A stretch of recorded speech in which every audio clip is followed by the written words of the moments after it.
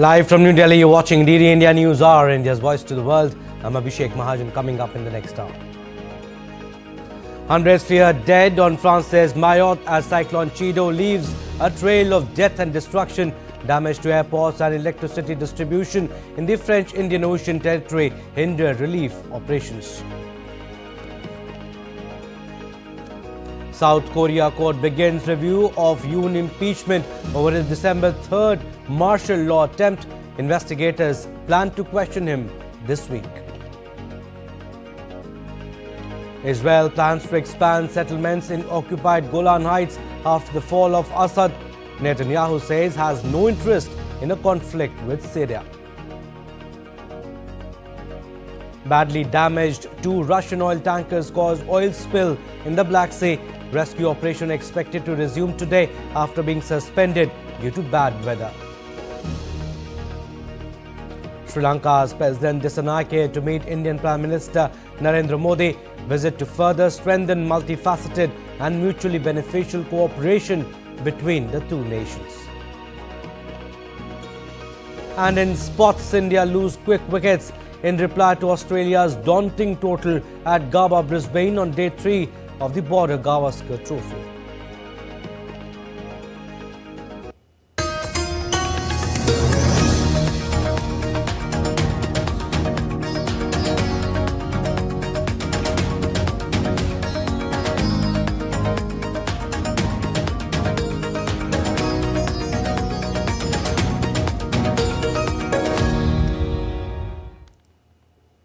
Alright, so several homes and trees were destroyed on the French archipelago of Mayotte in the Indian Ocean after Cyclone Chido swept through the region.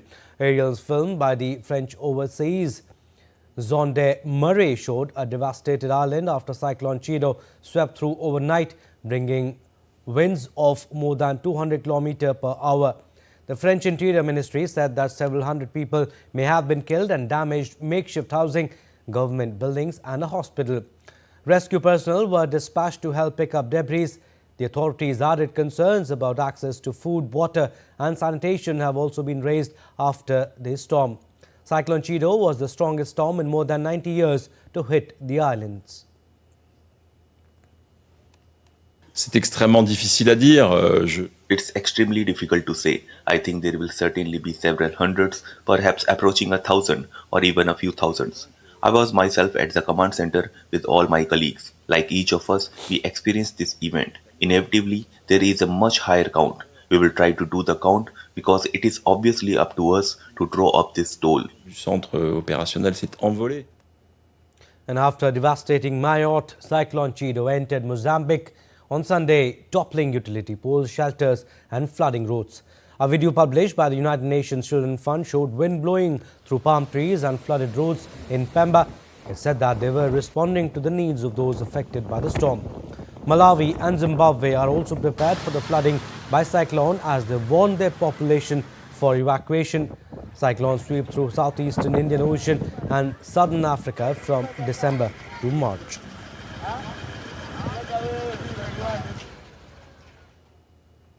And South Korea's Constitutional Court will begin reviewing the impeachment of President Yoon Suk-yeol over his December 3rd martial law attempt, while investigators plan to question him this week.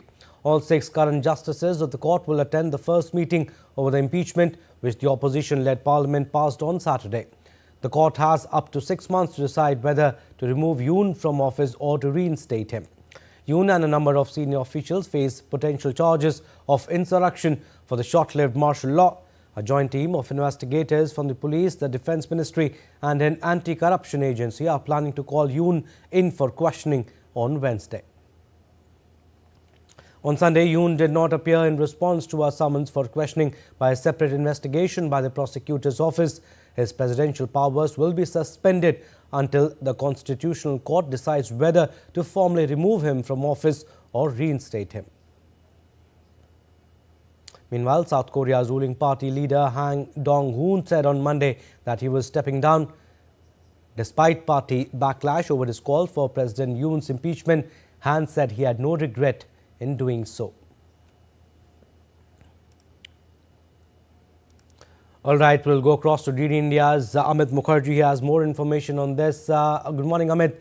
South Korea court begins review of Yoon Suk-yeol impeachment over the December 3rd martial law attempt. What is the latest that you can tell us?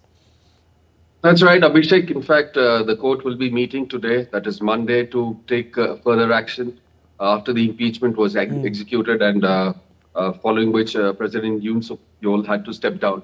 But the fact remains that he still continues to be defiant. In fact, the summons which was served upon him on Wednesday, last Wednesday, to appear before the prosecutor panel on Sunday, he turned them down. He did not appear before them, which means that, he was given adequate amount of time from Wednesday till Sunday.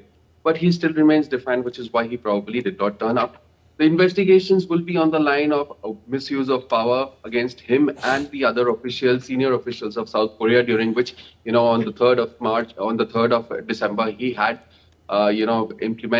imposed this martial law, although it was short-lived. But the whole South Korean nation had got into some sort of a, tailspin because of this sort of a move. Now, the fact that remains to be seen is once the court meets, it will have about 180 days to take a decision on whether to impeach him or to reinstate him. Of course, President Yoon will be presenting his case also before the court, while the prosecutors who have been, charging him for various under various laws, for causing this unrest, will also be presenting their case.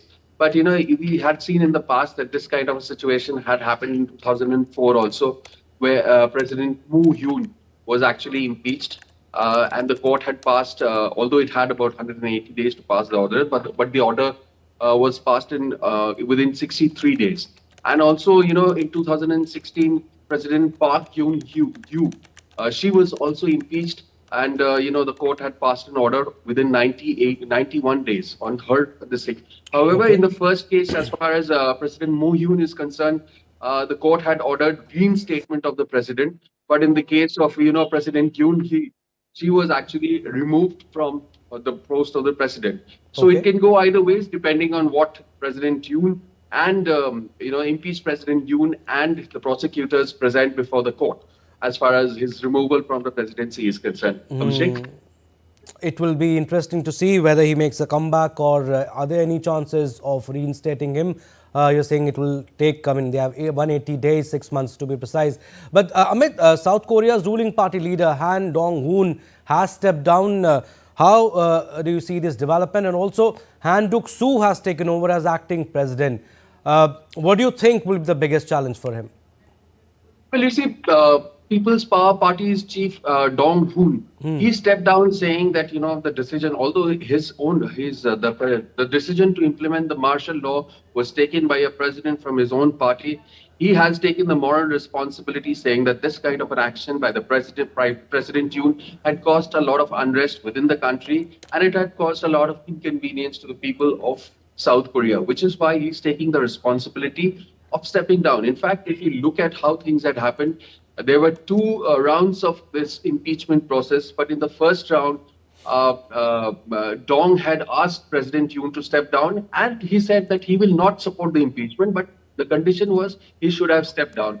But when he did not, even after the impeachment, on the second round, Dong-hoon, the president of People's Power Party, the same party from which President Yoon Suk-yeol also comes, he decided that he will go against the president, and he supported the impeachment motion, which is why we saw that 204 versus 85, and President Yoon was actually taken out of his office, during the impeachment process. So it was very clear that he had taken a responsibility. Initially, he had given a sort of a very dignified exit for President Yoon, which he did not accept. Of course, in the second round, he supported the whole impeachment process, and president was taken out.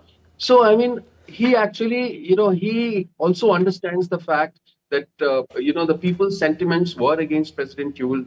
And also, it had created some kind of a dent as far as both party is concerned, which is why I think it's quite a good decision by him to step down. Abhishek? I was also asking about the challenges for the acting president, Han Duck-soo.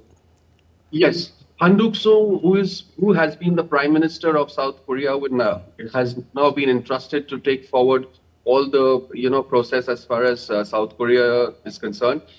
He has been a public servant for long. He understands the entire process, the entire administrative process.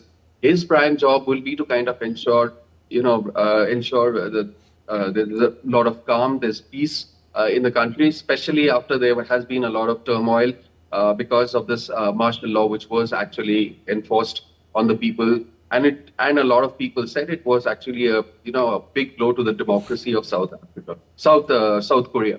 So, which is why his prime aim would be to restore peace and order, and also ensure that the administrative work and the regular functioning of the government, is kind of conducted in a very, very hassle-free manner. Because there's a lot of the financial markets worldwide, they are also looking at South Korea. It is a very, very important market as far as the global economy is concerned. So any kind of unrest, political unrest would actually translate into, bad effects on the financial markets and the global trade, which is why, again, it's a very, very important task for the Prime Minister to ensure that peace is maintained. The global image as far as South Korea is concerned, the business deals which it has with other countries, including Europe, Asia, and also America. That is kind of, it is in place. Nothing really goes wrong. All right, Amit. Well, leave it at that. Thank you for your inputs. Moving on to our next story now. The Israeli government on Sunday unanimously approved a plan to enhance Israeli settlement building in the occupied Syrian Golan Heights following the toppling of Syria's longtime leader Bashar al-Assad. Israeli Prime Minister Benjamin Netanyahu's office said the government had unanimously approved the demographic development of the occupied territory, which would seek to double the Israeli population there. The new plan is only for the portion of the Golan Heights that Israel has occupied since 1967. In 1981, Israel's Knesset moved to impose Israeli law over the territory in an effective annexation. The seized area, which had been demilitarized as part of an agreement reached after the 1973 war, also includes Mount Hermon overlooking the Syrian capital, Damascus. In a statement, Netanyahu praised the plan, which provides more than $11 million to increase this settler population. An Israeli Prime Minister Benjamin Netanyahu spoke with US President-elect Donald Trump about a recent push to secure the release of Israeli and foreign hostages held by Hamas in Gaza. Take a listen. I discussed all of this again last night with my friend US President-elect Donald Trump. It was a very friendly, very warm and very important conversation. We talked about the need to complete Israel's victory, and we also talked at length about the efforts we are making to free our hostages. We constantly continue to work tirelessly to return our hostages home, living and dead alike. Still to come on this edition of DD India News Hour. ECOWAS grants Mali, Burkina Faso and Niger a 6-month grace period before official exit amid efforts to reconcile tensions within the bloc. Amid a diplomatic deal, remaining members of Bali 9 return to Australia after nearly 20 years in Indonesian prisons. And we'll show you exquisite gingerbread designs as designers compete at Stockholm Museum with comeback theme.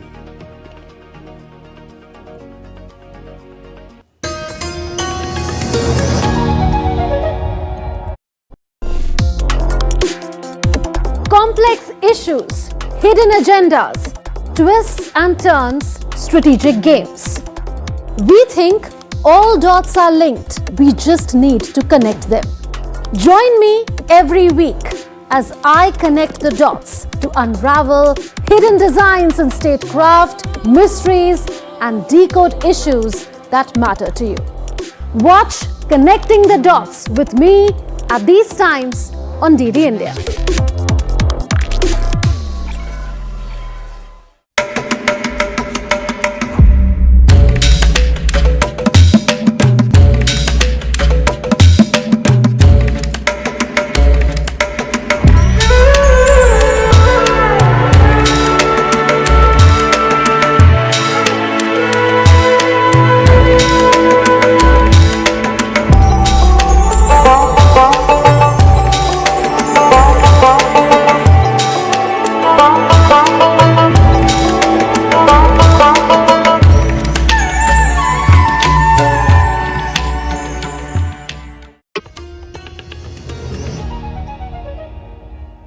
Welcome back. You're watching the India News Hour. I'm Abhishek Mahajan. Some more stories.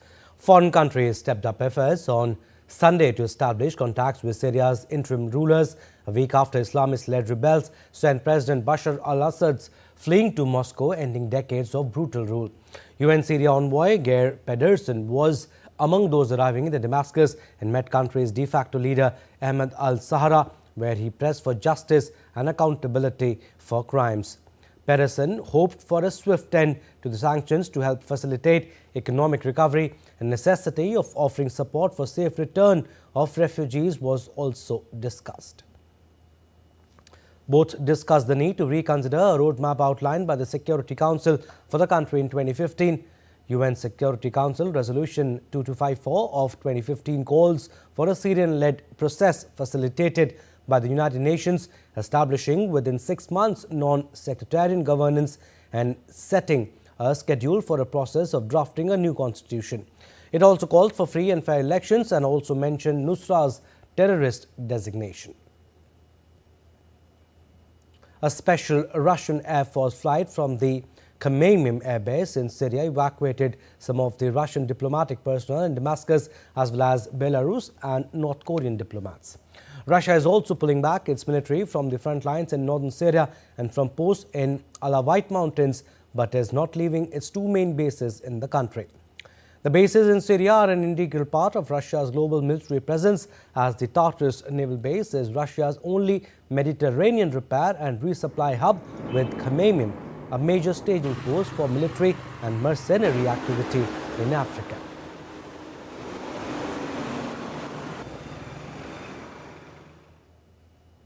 And Britain on Sunday announced a $63 million aid package to help vulnerable Syrians, as millions of Syrians need humanitarian assistance after more than a decade of civil war that shattered much of the country's infrastructure and displaced large numbers of people. Some of the many who fled the country are returning from neighboring states. That money, mostly distributed through UN channels, will support emerging needs, including the rehabilitation of essential services such as water, hospitals and schools.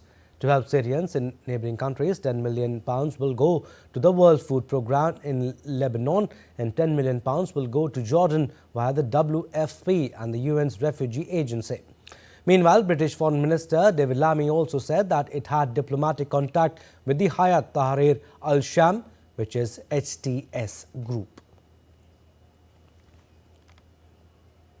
HTS remains a prescribed organisation, but we can have diplomatic contact, and so we do have diplomatic contact, as you would expect. We want to see a representative government, an inclusive government. We want to see chemical weapons stockpiles secured and not used, and we want to ensure that there is not continuing violence. And so for all of those reasons, using all the channels that we have available, and those are diplomatic and of course intelligence-led channels, we seek to deal with HTS where we have to. And calm is slowly returning to the streets of Damascus. Children are streaming back to school for the first time since Assad fled. Syrian Christians also attended regular Sunday services for the first time since the dramatic overthrow of President Bashar al-Assad a week ago, in an early test of assurances by the new Islamist rulers that the rights of minorities will be protected.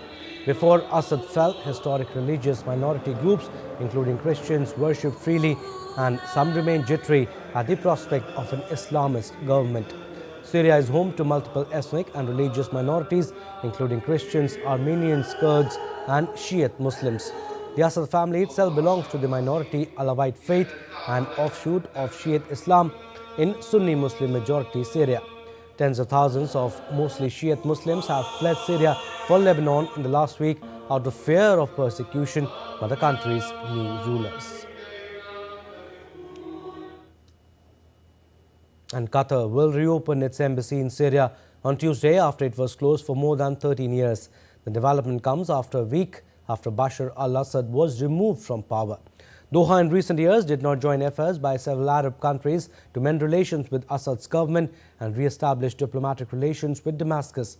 Qatar withdrew its ambassador from Damascus after a series of deadly crackdowns by Assad's regime on protesters violence that led to the 13-year-long civil war. Qatar's foreign ministry said in a statement its decision to reopen the embassy reflects its support for the Syrian people and their struggle to attain their legitimate rights for a dignified life. A Qatari delegation also landed in Syria to meet transitional government officials to reaffirm the Gulf Emirates' full commitment to supporting the Syrian people following the success of their revolution.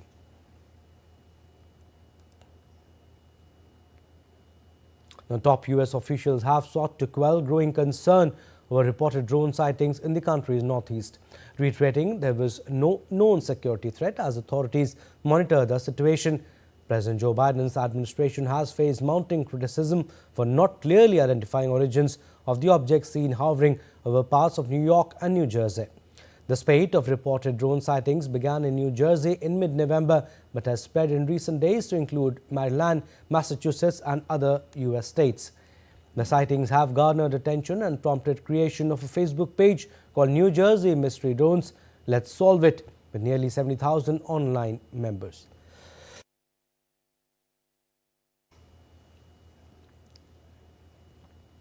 A violent storm in the Kerch Strait triggered a catastrophic oil spill after a Russian tanker Volgoneft 212 split apart, spilling thousands of tons of oil into the critical waterway. The tanker carrying 15 crew members broke in half with its bow sinking. One person died while 12 were rescued, including 2 in critical condition. Amid the turmoil, a second tanker, Volgoneft 239, sustained heavy damage and drifted dangerously close to shore. Rescue operations were suspended due to harsh weather but are expected to resume today. President Vladimir Putin ordered an emergency response, deploying helicopters and vessels to manage the crisis. The Kerch Strait, vital for Russian grain and oil exports, now faces an escalating ecological and logistical disaster.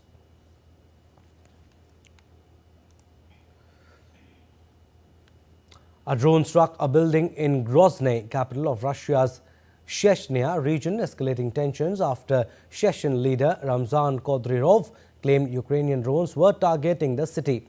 Kadyrov stated that air defense systems had intercepted 2 drones before the attack.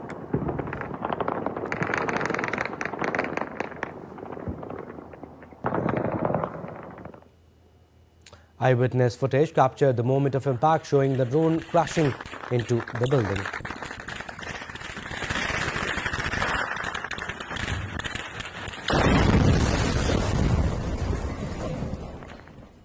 Now, Ukraine's SBU security service has carried out a high-stakes operation in the Russian-occupied Zaporizhzhia region.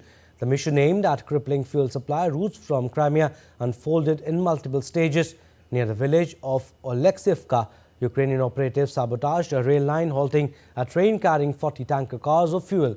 As the train stalled, its tanker cars erupted in flames.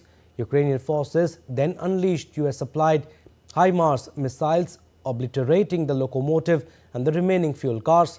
The precision strike not only destroyed critical supplies but also incapacitated a vital rail route for Russian troops. The SBU declared the operation a success, dealing a significant setback to Moscow's logistics in southern Ukraine.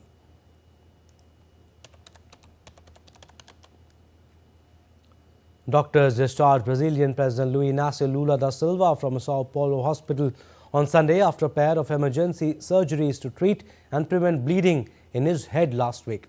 Lula turned up for a surprise news conference to update about his health. He greeted people and said that he was eager to get back to work as soon as possible. His cardiologist said the president could participate in government meetings with the necessary care measures, but added that his physical activity should be limited to walks.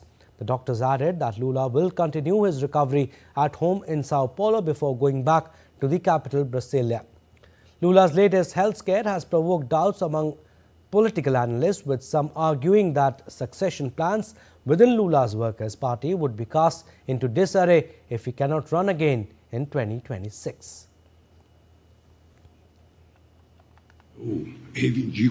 You know, I defend the right to live up to 120 years. I say that whoever will live up to 120 has already been born. And I believe that I have the right to reclaim that this is me. So I have a lot of expectations. I'm a very disciplined person. I have a huge commitment to this country. I'm a hair hole, alive with more desire to work. This is the Lula who is coming back complete to take care of Brazil. Further, Lula reacted on the arrest of former Defence Minister Walter Braga Neto and said he has every right to the presumption of innocence. I will show you my patience and that I am a Democrat with the arrest of General Braga. I think he has every right to the presumption of innocence. I want them to have what I didn't have, every right and every respect for the law to be complied with. But if these guys did what they tried to do, they will have to be severely punished. Now, Mali, Burkina Faso and Niger will have a 6-month grace period following their exit from the Economic Community of West African States scheduled for January 29, a year after the countries announced their intentions to leave. The decision reached at a summit of West Africa's main political and economic group this weekend in the Nigerian capital Abuja was seen as a last-ditch effort to dissuade the three countries from leaving. The summit of the Economic Community of West African States was seen as a chance to address the impending withdrawal of the three countries on January 29. While January 29 remains the official withdrawal date, the effective date for their departure has been extended to July 29, a transition period during which mediators from the bloc will seek to bring the three member countries back to ECOWAS without prejudice. On Saturday, Mali, Niger and Burkina Faso reaffirmed their decision to leave as irreversible and jointly declared that their territories would remain visa-free for all ECOWAS citizens post-exit. And the remaining 5 Australians from the infamous drug trafficking Bali 9 gang have returned home after serving nearly 20 years in Indonesian prisons. Australian Prime Minister Anthony Albanese confirmed that 5 members of the Bali 9 drug ring have returned from Indonesia after diplomatic efforts between the countries this month to strike a repatriation.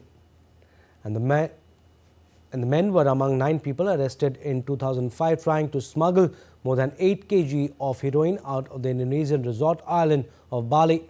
2 of the ringleaders of the Bali 9 group were executed in 2015, prompting Australia to recall its ambassador in protest. The only woman in the group was released from prison in 2018 and a male member died of cancer the same year.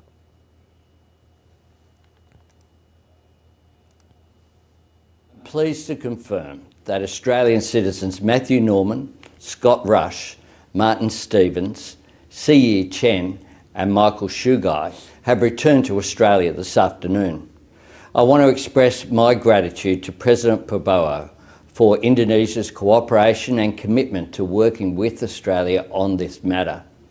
I have conveyed my personal appreciation to President Prabowo for his act of compassion. These Australians served more than 19 years in prison in Indonesia. It was time for them to come home. Now let's take a look at other stories making news around the world. Bolivia held the country's top judges election on Sunday. The elections have sparked debates as the candidates have been strictly prohibited from campaigning. Bolivia is the only country in the world to elect its top magistrates by popular vote. Bakers and designers showcase intricate gingerbread creations at Stockholm's museum on Sunday during an annual competition. This year's theme, Comeback, inspired designs like Willy Wonka's Chocolate Factory and an Oasis reunion concert. Visitors voted a miniature Wonka factory as the winner, applauding its colorful icing and candy details.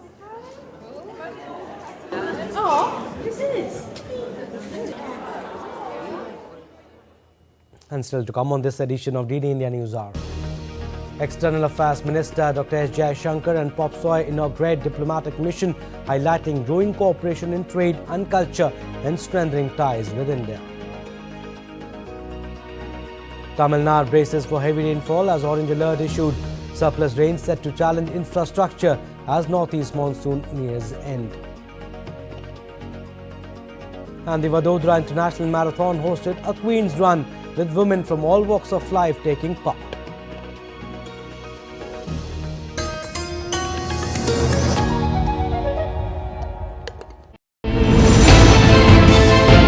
Geopolitics and trade deals. Economic challenges amid development. Hard work and the path to prosperity. It's the economy always. between walkers, money is what money does, and says supply creates its own demand, between the bulls pulls and bears tears. When supply chains globalization and India rises to the podium. We'll get you centered with the economic brief at 8 p.m. every Thursday on DD India.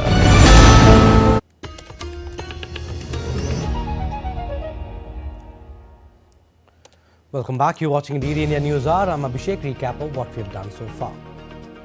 Hundreds feared dead on France's Mayotte as Cyclone Chido leaves a trail of death and destruction. Damage to airports and electricity distribution in the French Indian Ocean territory hinder relief operations. South Korean court begins review of Yoon impeachment over his December 3rd martial law attempt. Investigators plan to question him this week. Israel plans to expand settlements in occupied Golan Heights after the fall of Assad. Netanyahu says has no interest in a conflict with Syria. Badly damaged 2 Russian oil tankers cause oil spill in Black Sea. Rescue operation expected to resume today after being suspended due to bad weather. Sri Lanka's President Dissanayake to meet Prime Minister Narendra Modi. Visit to further strengthen multifaceted and mutually beneficial cooperation between the two nations. And in sports, India lose quick wickets in reply to Australia's daunting total at Gabba, Brisbane on day 3 of the Border Gavaskar Trophy.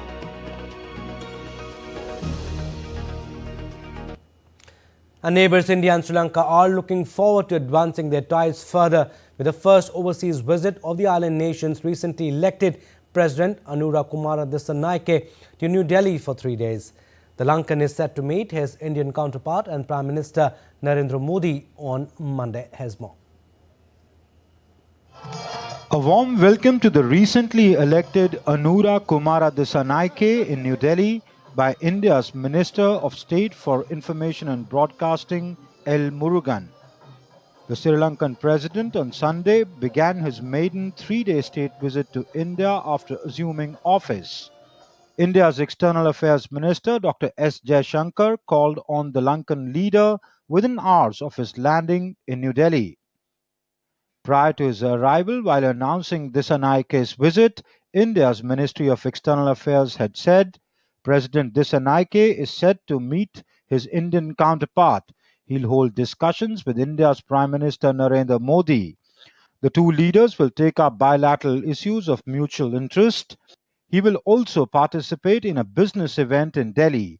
The event is to promote investment and commercial linkages between India and Sri Lanka. The Lankan president will also visit Bodh Gaya during his India visit. The Foreign Ministry further said that Sri Lanka is India's closest maritime neighbor. Sri Lanka also holds a central place in PM's vision of Sagar and India's neighborhood first policy. Sagar stands for security and growth for all in the region. Sri Lankan leader's visit to India assumed significance after his party's victory with a 2/3 majority in the recent parliamentary election and amid his government's efforts to rebuild the country's crisis-hit economy. The invitation for the visit was extended by India's External Affairs Minister, who travelled to Colombo shortly after Disanayake's electoral victory. Dr. Jaishankar was the first foreign dignitary to visit Sri Lanka following the National People's Power or the NPP alliance's government's rise to power. India remains among Sri Lanka's largest trading and investment partners. It provided a multifaceted assistance to the island nation of over $4 billion during its 2022 economic crisis. Bureau Report, DD India. All right, let's go across to DD India's Jessica Taneja. She has more information on this. She's joining us live from the newsroom. Jessica, good morning. This is President Disanayake's first bilateral visit to India since he assumed presidency. What do we expect when he meets PM Modi for the bilateral talks? Well, certainly we're looking at energy sector cooperation as well as looking at more projects that could link India and Sri Lanka. And with now, the Sri Lankan president, Anura Dissanayake, at the helm of affairs, there's a packed schedule for him. As the report also pointed out, he'll be going to Bodh Gaya, a place of huge significance to not just Sri Lankans, but also Indians and Buddhists across the world. So, of course, that gains momentum with the relationship that India has had with Sri Lanka for many, many years now. As you recall, many discussions likely would take place, especially also talking about the debt linkages and the debt restructuring. Now, if you recall, just 2 months ago, India had extended Sri Lanka's debt repayments to the tune of around $1.75 billion. And that was before Sri Lanka could default on its debt, external debt. So a lot of pressure on the Sri Lankan government. And this is Sri Lankan President Anura Dissanayaka's first official visit. Of course, there will be many followed to China as well. But India being the first, of course, is a highlight to the effect that India is an important partner, not just about economic integration or how India has come to help Sri Lanka time and time again when it has faced economic crisis or turbulence, so to say. And India has been one of the first responders, as you'd recall. Right. $4 billion were given initially in 2022. And then, of course, the IMF bailout, where India, along with France, had made great efforts to keep Sri Lanka on a certain economic stability. Jessica, also, after he landed yesterday, Sri Lanka President met India's Finance Minister, External Affairs Minister, Dr. Jaishankar, and also NSA Ajit Doval. Briefly tell us the takeaways and highlights of his meetings. Well, earlier this year in February, you'd recall, Anura Dissanayake was also here in India for a brief visit. He wasn't elected as the president back then yet, but he has been familiar with the Indian polity, and there have been various interactions in the past as well. So this perhaps, of course, after assuming charge as the president of the country, he has lots on the agenda, as I pointed out, especially when it comes to Sri Lanka's external debt. Now, if you look at where it stands right now, its debt is over 100% of its GDP. That also includes half of its foreign reserves. So quite a troublesome moment for Sri Lanka. It's not out of the woods yet, though it's looking like it will become stable.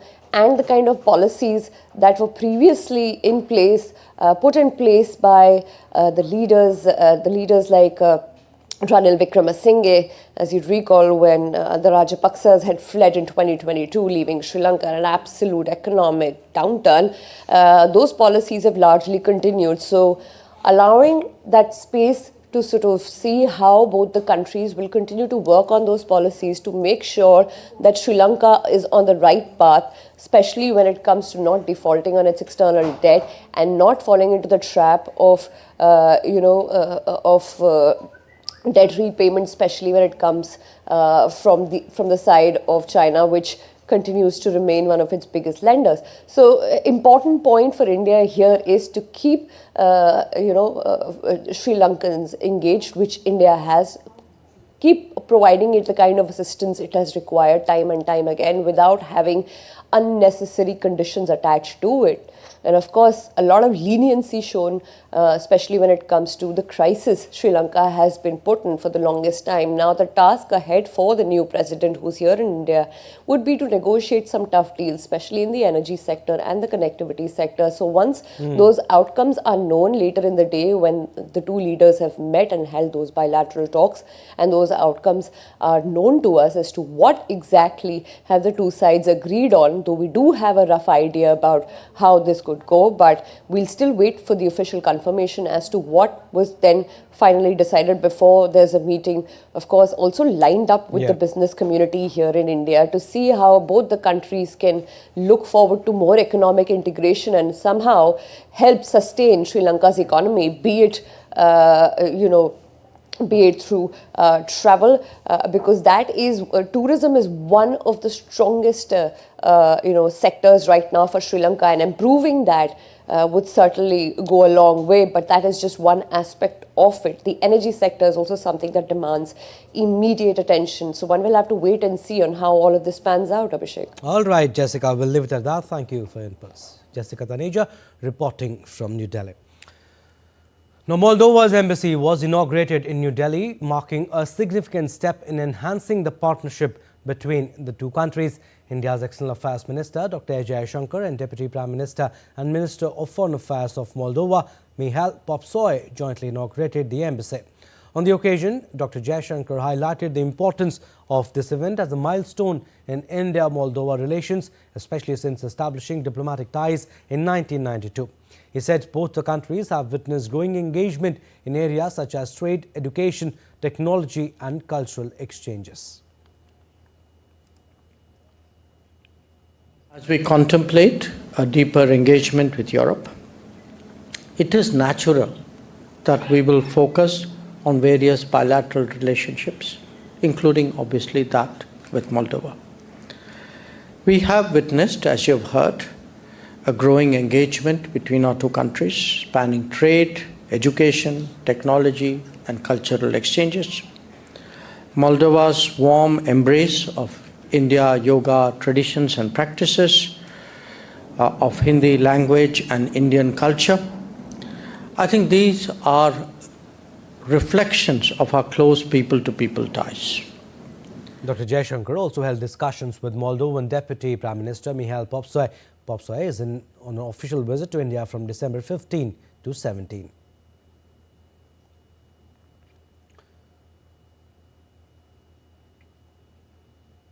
So India celebrates Vijay Diwas today to commemorate the anniversary of victory of Indian armed forces in the 1971 Indo-Pakistan War. The war, which was short and intense, was fought on both eastern and western fronts. The 13-day war resulted in the complete surrender of Pakistani forces and the creation of Bangladesh. The greatest victory ever saw the emergence of Bangladesh as an independent nation, and India rose as a regional power to reckon with. With this decisive victory over a formidable opponent, the armed forces of India once again affirmed themselves as a strong component of national power. The day celebrates the fearless vim and vigor of our armed forces. The significance of this day is existent in the hearts of the common folk to this day. And on the occasion of Vijay Diwas, India's Defence Minister Rajnath Singh paid tributes to the fallen soldiers during Indo-Pakistani War of 1971. Taking to social media platform X, Rajnath Singh said, and I quote him, "Today, on this special occasion of Vijay Diwas, the nation salutes the bravery and sacrifice of India's armed forces. Their unwavering courage and patriotism ensure that our country remains safe. India will never forget their sacrifice and service." And Bangladesh is set to celebrate the Victory Day on December 16 as the country was liberated from the Pakistani occupation forces in the year 1971 after a 9-month-long blood-stained war of liberation.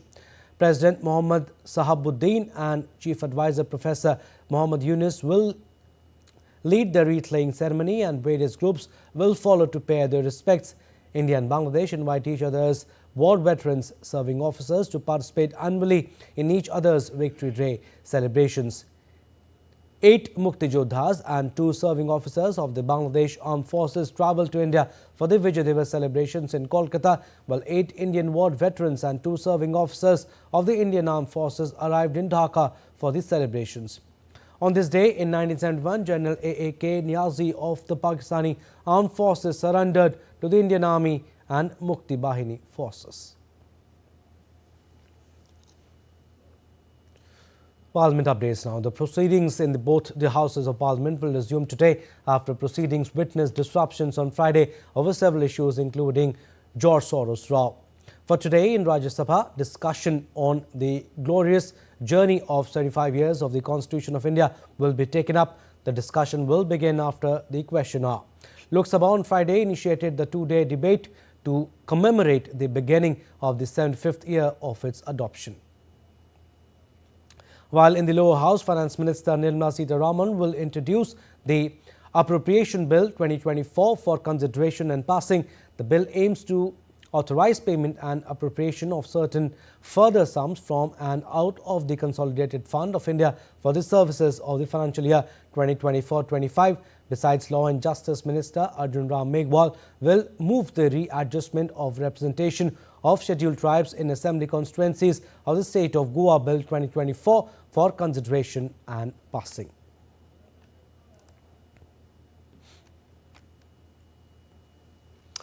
All right, we'll go across to DD India's Anil Thomas is joining us live from the newsroom.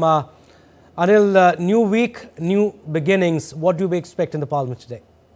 Well, good morning, Abhishek. Well, very much on the expected lines that a new week and the final week of the winter Parliament session. Expectations are the government will be able to have discussions, fruitful discussions, deliberations, and important bills that are still pending that could be passed. You mentioned about the two bills that are listed in the Lok Sabha. But then today was all eyes were on that one nation, one election, bill that would have been introduced in Parliament. But there has been a delay from the government side. That bill in the revised list of business does not reflect. But the other two bills surely will be presented today, especially in the Lok Sabha, and we could see discussions. In the question hour in the upper house, there could be certain standing committee reports that could be presented. Along with that, you will have that discussion, that a fruitful discussion that took place in the Lok Sabha over Friday and Saturday. A similar kind of expectation that you could have fruitful discussion over the next 2 days in the upper house. All right, Anil, also a special discussion on the 75th anniversary of adoption of the Constitution of India will be taken up in the Rajya Sabha. Well, the last, if you put the 3 weeks of the upper house functioning, it's been more of, disruptions that have been created. And if one takes a, time call on the amount of transactions or discussions they have done, it's not been very upbeat. I think the mood, a new week surely holds anticipations that things could work for the better. But we'll have to wait and watch how the morning pans out. The question hour post that, the discussion, deliberations on the 75 glorious years of the drafting of India's constitution. If that starts off on the right note, we could expect some kind of, positive movement, because the way the opposition has been behaving in the upper house, both counter punches from either sides, the treasury benches as well as the opposition benches, no headway has been made in the Rajya Sabha. And I think the discussions today could give you a clear line of thought on what exactly could play out, because if the disruptions get, if the discussion gets derailed today, I think it could be, we're looking at a total washout there in the upper house. All right, Anil, we'll leave it at that. Thank you for your inputs. India's Prime Minister Narendra Modi chairs the Chief Secretary's Conference, a vital platform for collaboration between the centre and states to boost good governance, where leaders' discussions focused on furthering growth, ensuring effective governance and enhancing service delivery to citizens, focusing on how to boost infrastructure and leverage technology for better governance. The conference included discussions under the overarching theme of promoting entrepreneurship, employment and skilling, leveraging the demographic dividend.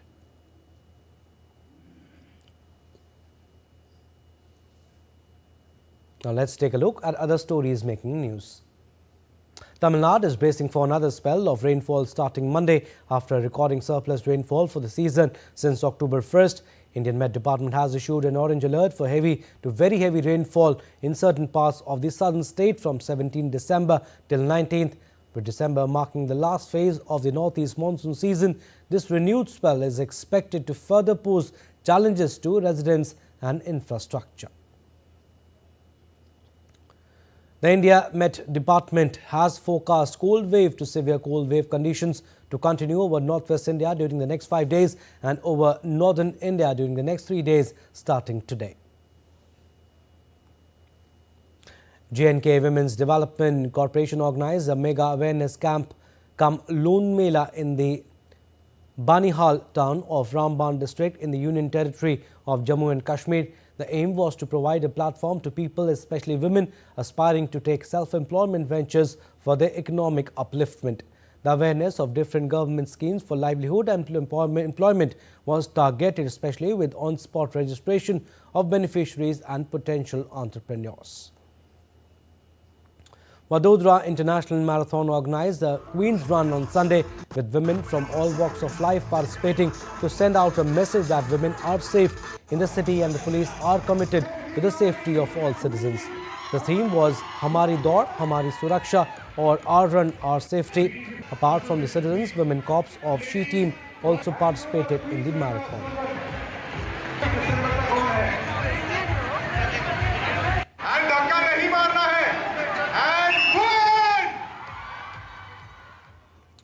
Run Utsav attracted a throng of tourists to the Run of Kutch.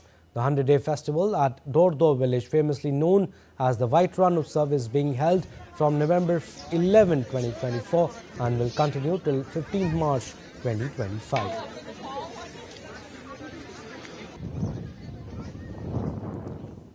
All right, business updates now. Bitcoin rose above $105,000 for the first time on Monday as the election of Republican Donald Trump as US President, who has promised to champion cryptocurrencies. Bitcoin has surged more than 50% since the November 5 election that saw Trump elected along with many other pro-crypto candidates. Trump embraced digital assets during his campaign, promising to make the United States the crypto capital of the planet and to accumulate a national stockpile of Bitcoin.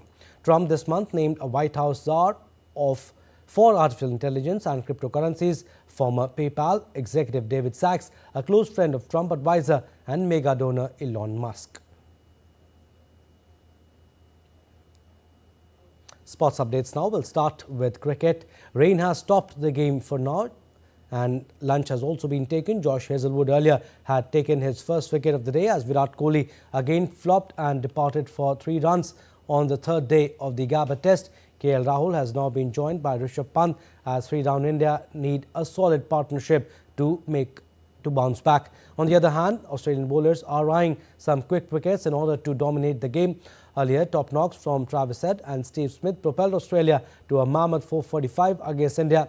Australia dominated the proceedings and comfortably got an upper hand over the Indian bowlers.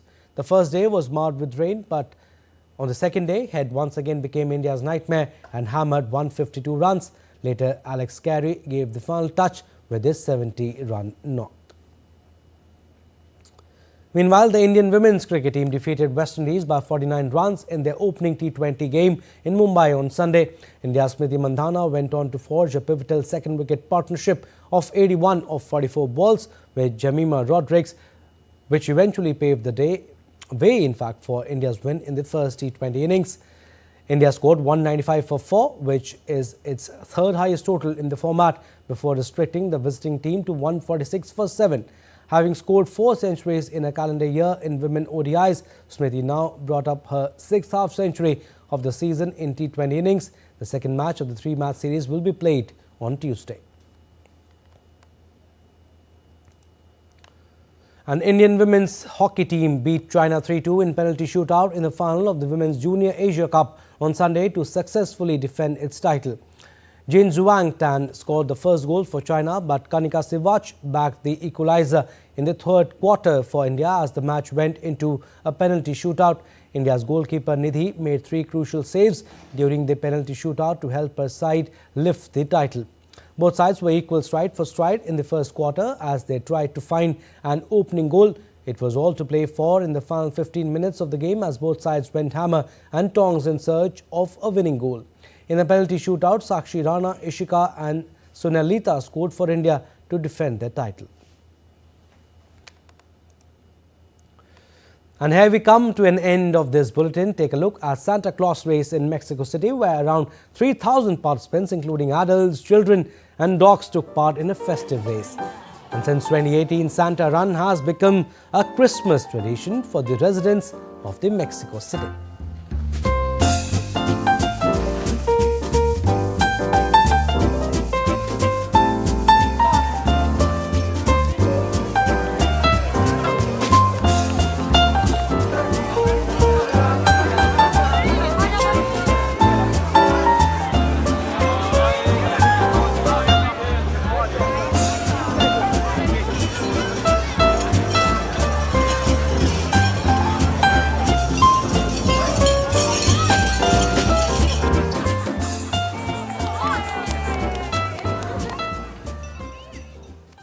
And India's public broadcaster Prasar Bharati has recently launched Waves, entering the field of OTT platform. Waves provides a complete infotainment ecosystem to digital media and OTT audiences. If you also want great content for free, then download Waves today. We'll be back with more news as it breaks here on DD India. I'm Abhishek Mahajan from all of us here in Delhi. Thanks for watching DD India News Hour.